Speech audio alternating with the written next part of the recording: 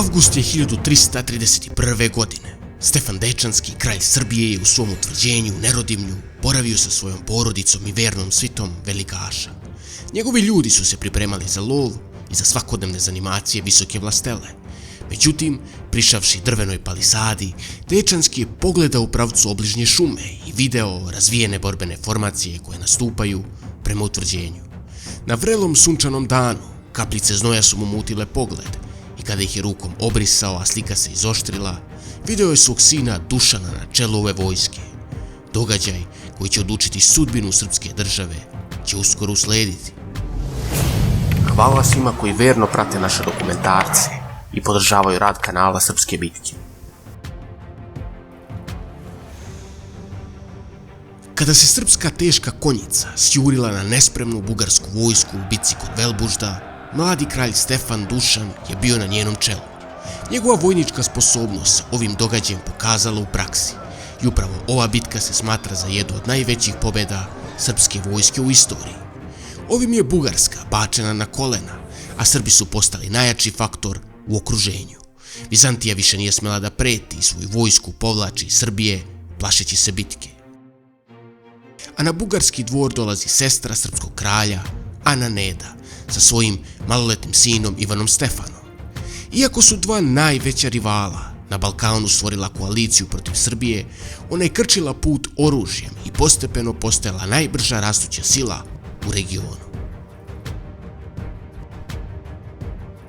Vesti o velikoj pobjedi na Velbuždu su odzvanjale srpskim kraljevstvom.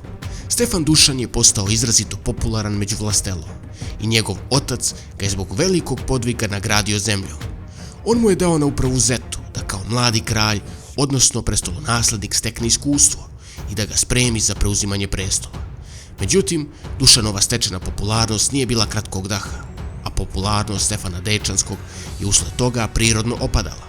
Stoga se zeta pretvorila u leglo buntovnika i pobunjenika, koji su želeli da na tron sede njihov gospodar Dušan. Do kraja 1330. se vidjelo da su odnosi između oca i sina prilično zahladnili, a postoji podaci da je Stefan Dečanski hteo da presto ostavi svom sinu iz drugog braka, Simeonu Siniši. Ovim gestom je Dečanski postao još više nepopularan među velikašima, a među njima je bilo i ekspanzionista koji nisu bili zadovoljni mirom između Srbije i Bugarske i smatrali da je Srbija trebala da kao ratni plen uzme još više zemlje za sebe.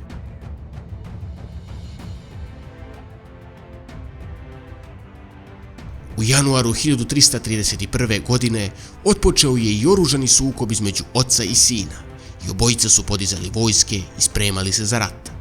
Dušan je tražio od Dubrovčana pomoć od 6 galija, ali mu oni nisu izašli u susret. Dubrovnik nije želeo da se odredi za bilo koju stranu i pisao je i Dušanu, ali i kralju Stefanu da su veoma nezadovoljni ovim sukobom i da žele da se ovaj konflikt što pre smiri. U proleće je kralj Stefan Dečanski pripreme privodio kraju i sa vojskom krenuo u zetu. Vojska od vjerovatno par hiljada pripadnika je marširala prema Dušanu i rušila utvrđenja koja su mu pripadala. Ovo je vjerovatno Stefana Dečanskog podsjetilo na rat koji je vodio sa svojim ocem Milutinom, kada je bio prestolonaslednik i upravnik nad zetom. Zetska vlastela je brojčano nadjačana i morala se zajedno sa Dušanom povlačiti u unutrašnjost provincije.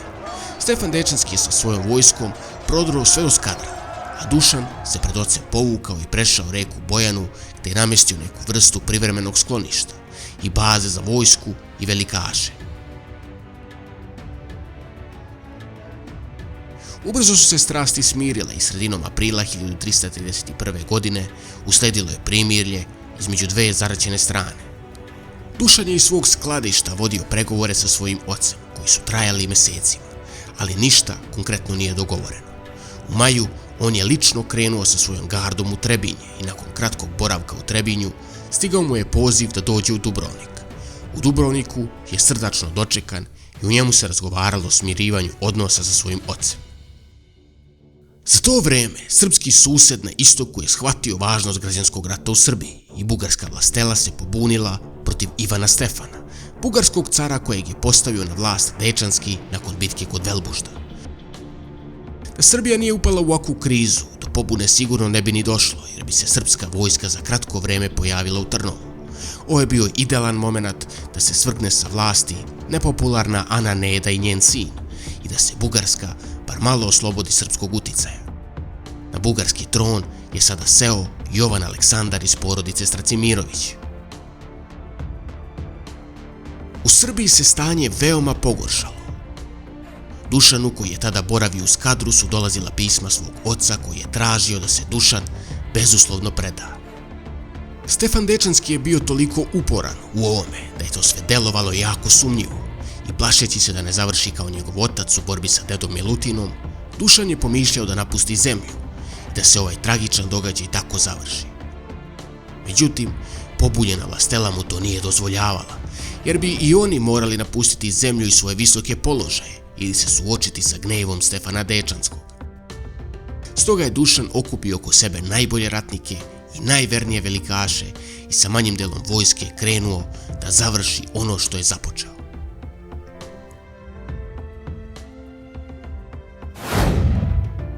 Stefan Dečanski je boravio u svom utvrđenju u Nerodimlju, koje nije bilo naročito obezbeđeno. Bilo je ograđeno palisadnim zidom i plitkim šancem, što je davalo taktičku prednost, ali u to vreme bilo je mnogo jačih utvrđenja sa visokim kamenim zidinama i kulama. Jednog letnjeg dana u avgustu 1331. godine iznenada se pojavila Dušanova vojska ispred Nerodimlja. Oni su opkolili utvrđenje i započeli opsadu. Ne zna se mnogo o ovom događaju, ali verovatno je Dušanova vojska sa jurišima i nevešto napravljenim opsadnim spravama napadala Dečanskog i probijala utvrđenje, koje je moglo izdržati svega nekoliko sati.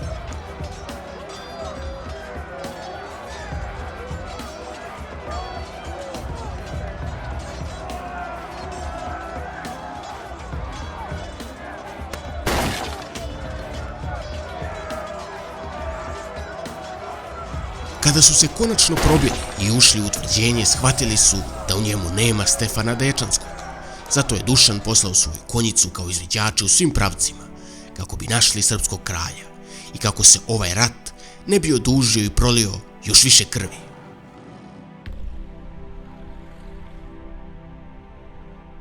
Za to vreme Stefan Dečanski se nalazio u blizini Petrića, gde je na konju i svega nekoliko ljudi uspeo da izbegne zarobljavanje i najverovatnije kroz tunel pobegao iz Nerodimlja. On je jurio kako bi se dočepao nekog zamka, međutim, ubrzo ga je stigla potera i Stefan Dečanski se predao i pao u zarobljeništvo. Čitava njegova porodica sa njim je smeštena u Zvečan, gde su bili pod budnom stražom.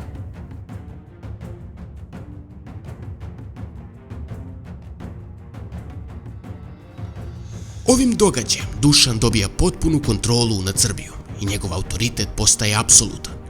On 8. septembra saziva sabor u Svrčinu, gde su ga srpski velikaši proglasili kraljem i od tada više nikom ne odgovara za svoje postupke, osim ambicioznoj vlasteli koja stalno je želela još više zemlje u svom posedu. Stefan Dečanski nije dugo živeo od svog pada sa prestola. Umro je 11. novembra 1331. godine. Ne zna se uzrok smrti, ali postoje ne toliko pouzdani izvori o tome da je lično njegov sin Dušan naredio njegovo ubistvo. Ovim nizom događaja građanski rat u Srbiji je okončan i zemlja se brzo stabilizovala. Iako je prošla kroz težak period, Srbija je i dalje ostala najjača sila u okruženju. Vest o kraju građanskog rata u Srbiji stigla je brzo i u Bugarsku, koja je shvatila važnost Srbije u regionu. U vojničkom smislu, Bugarska je još uvijek trpela velike posljedice Velbuške bitke i jedino je diplomatijom mogla da obezbedi mirnu budućnost. Zato je novi bugarski car Jovan Aleksandar, želeći da prikrije antisrpski karakter njegove pobune i da prikaže kako je svrgavanje sa prestola Ivana Stefana čisto unutrašnja stvar Bugarske, poslao diplomate u Srbiju i započeo pregovore da se orodi sa novim srpskim kraljem. Zaista, već na Uskrs 1332. godine, mladi srpski kralj se venčao sa sestrom bugarskog cara Jelenom Stracimirović. Sa ovim brakom odnosi između dva mlada vladara, Dušana i Aleksandra, postaju veoma srdačni i njihovo prijateljstvo veoma iskreno. Sada su obe države imala snažan oslonac i usredsredile su se na širenje prema jugu, bez ikakve bojaznosti da će im saveznik zabosti nož u leđa. A stub ovog saveza upravo je bila kraljica Jelena, koja je bila garant savezništva i dobrosusedskih odnosa.